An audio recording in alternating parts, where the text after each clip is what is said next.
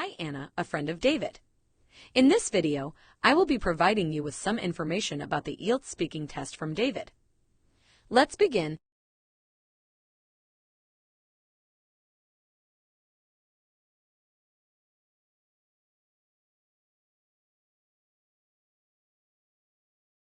Speaking test.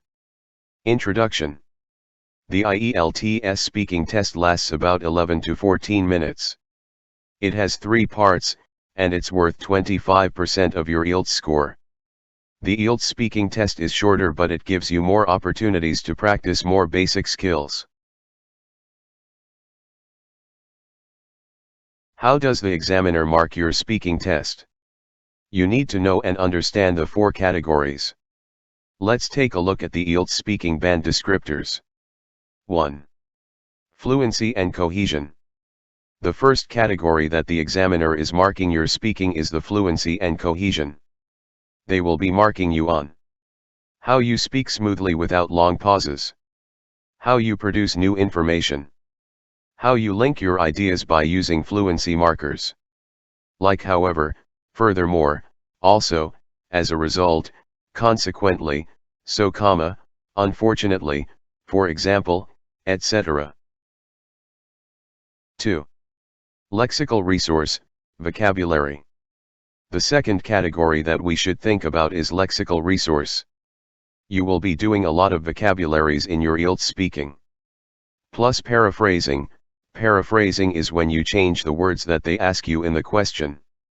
For example, if they ask you, do you like to read?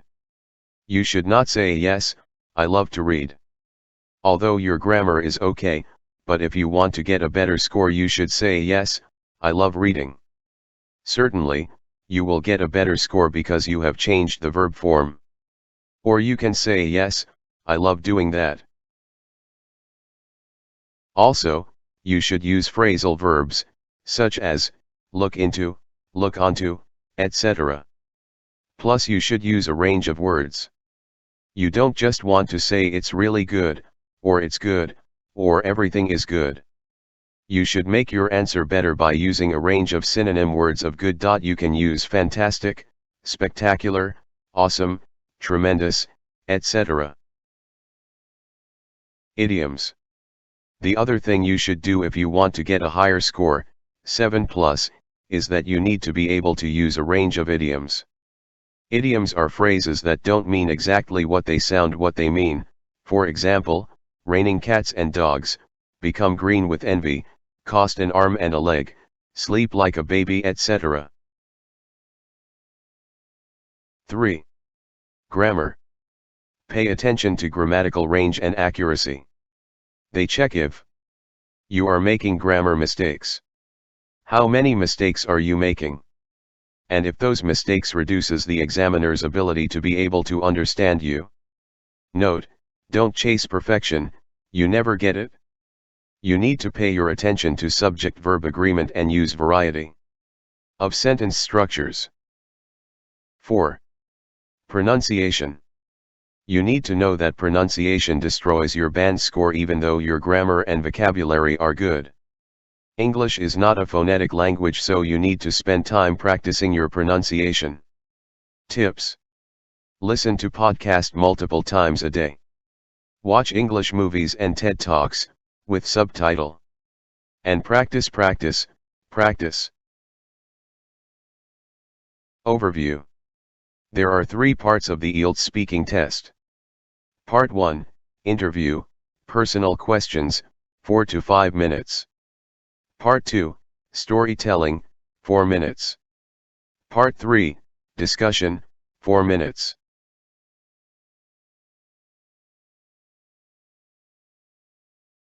Part 1 speaking.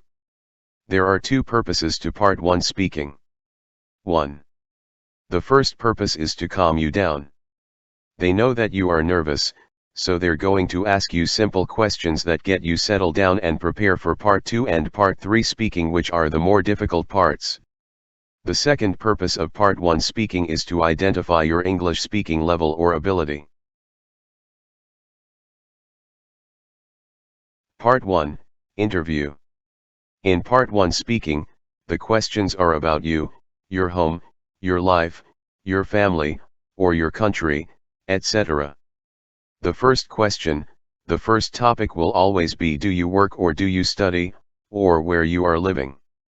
The next second and third questions, the next topics can be about anything. They will ask you something about general topics that you have ideas to answer. These things might be about rain, for example, how often does it rain in your country? Or how do you feel when it rains? They also might ask you questions about movies, colors, hobbies, etc. What will give you a high score in the speaking part 1? Rule number 1. Answer the question. Make sure you answer the question. For example, do you like to read books? And I answer, well, books are really enjoyable. People like to read books because they find it very relaxing, and they can get a lot of information from books. My father really enjoys reading, and every Friday night, he sits at home with a book and drinks some tea. Am I answering the question? No, I am not. Because the question was about me, not about my father.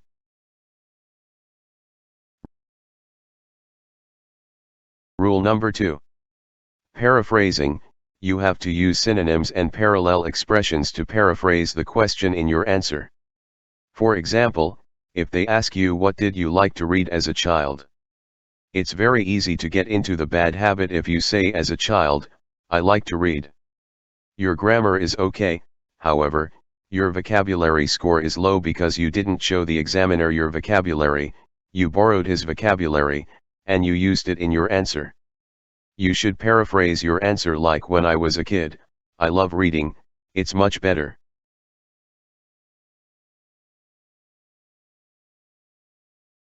Rule number 3. Extend your answer, never answer in one word or phrase. You need to show the examiner something or some things about your English ability, so that the examiner can access your grammar, vocabulary, the organization of your answer, and maybe something about your pronunciation. Example, do you enjoy reading? Answer 1, yes, I love to read. Answer 2, to be honest, I hate reading. I think it's a dull hobby. I think people that read are actually very boring and they annoy me tremendously. Which answer is better? The first one or the second one? Of course, the second one. Good vocabulary, good grammar, good sentence structures, that is what they mark. So, show the examiner your English ability. Various ways to extend your answer. 1.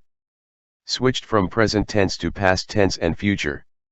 This is something you can do when it comes to extending your answer. Example, did you enjoy reading books as a child? You can say, to be honest, I didn't really like reading so much when I was a kid, past. But nowadays, I'm pretty keen on reading mystery novels. Present. Actually, I'm going to the bookstore after the class tonight, and I'll buy some mystery novels. Future. 2. Using relative pronouns like who, what, when, where, why, how often, how much, etc.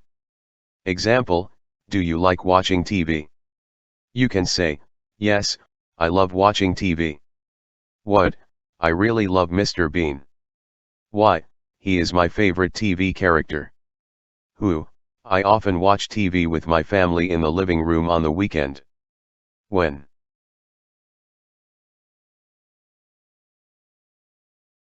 Notes and tips. 1. Stay away from using 100% and 0% statement like always, never, etc. Example, if they ask what do you do on the weekend? And you answer, I always go to the mall and talk to everyone.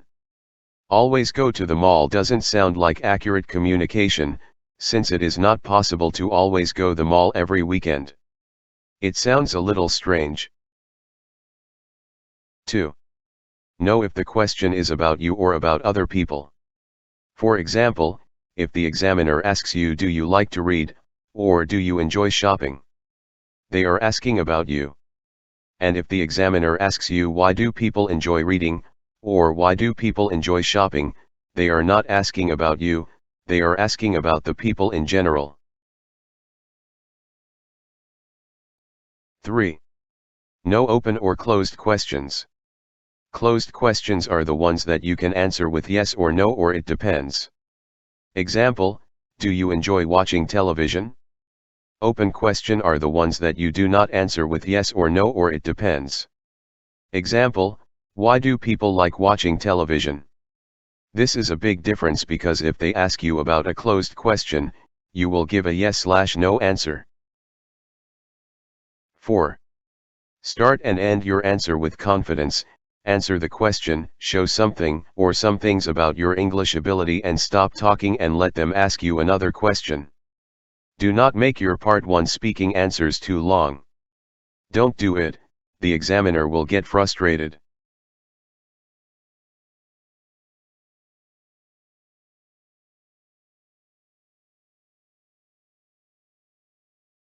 For any question, feel free to ask in the comment section.